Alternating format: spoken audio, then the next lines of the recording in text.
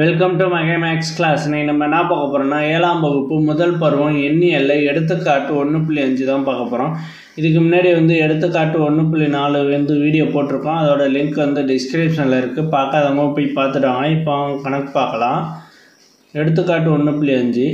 சீதா தனது சேமிப்பான ரூபாய் 225 அலுவலக பொருட்களை வாங்கும் கடைக்கு சென்று கடன் அட்டையை பயன்படுத்தி ரூபாய் 400க்கு பொருள் வாங்கினாள் எனில் வங்கிக்கு அவள் மீதம் செலுத்த வேண்டிய தொகையை காண்க. சீதா அவரோட சேமிப்பில் வச்சுருந்தது 225. அவர் கடைக்கு போயிட்டு கடன் அட்டையை பயன்படுத்தி 400 ரூபாய்க்கு பொருள் வாங்கியிருக்கா. அப்புறம் அவங்க வங்கிக்கு எவ்வளவு செலுத்தணும்னு கேட்குறாங்க. அப்போ ஃபஸ்ட்டு சீதா எவ்வளவு சேமிப்பாக வச்சுருந்தாலும் அதை எடுத்துக்கோம். சீதாவின்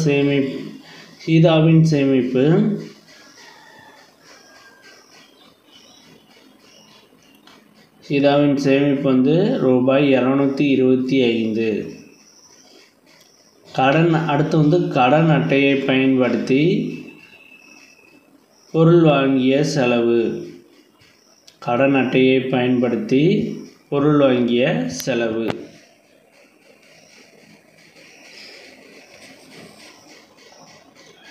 கடன் அட்டையின் அலுவலக பொருள் வாங்கிய செலவு.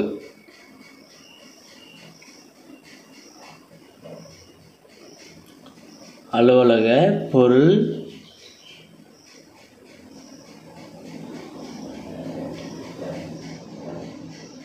வாங்கிய செலவு ஈக்குவல் டு கடன் அட்டை பயன்படுத்தி எவ்வளவு வாங்கினா 400 ரூபாய். அதை எடுத்து எழுதிக்கணும். ஓகேவா? இப்போ இதையும் 400 அது அப்படியே இருக்கட்டும். வங்கிக்கு செலுத்த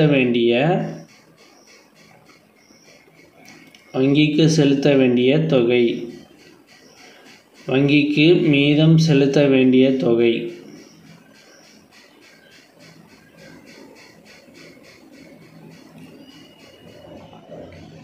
வங்கிக்கு மீதம் செலுத்த வேண்டிய தொகை ஈக்குவல் டு இப்போ 225லேருந்து இந்த 400 கழிச்சோம்னா நமக்கு ஆன்சர் கிடச்சிரும்.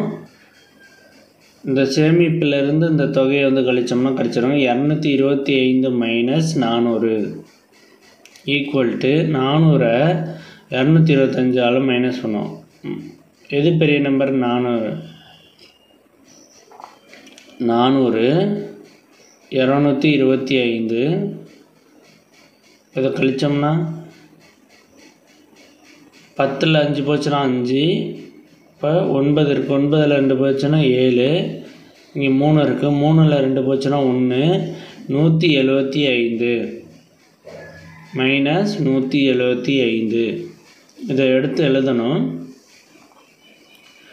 சீதா செலுத்த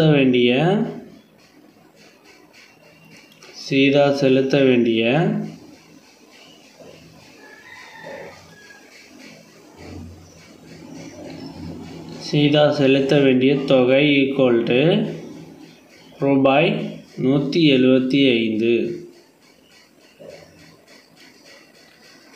அவ்வளோதான் இந்த கணக்கு. நெக்ஸ்ட் வீடியோவில் பார்க்கலாம். இந்த வீடியோ பிடிச்சிருந்தா லைக் பண்ணுங்கள், ஷேர் பண்ணுங்கள், சப்ஸ்கிரைப் பண்ணுங்கள், அந்த பெல் பட்டனையும் கிளிக் பண்ணுங்கள்.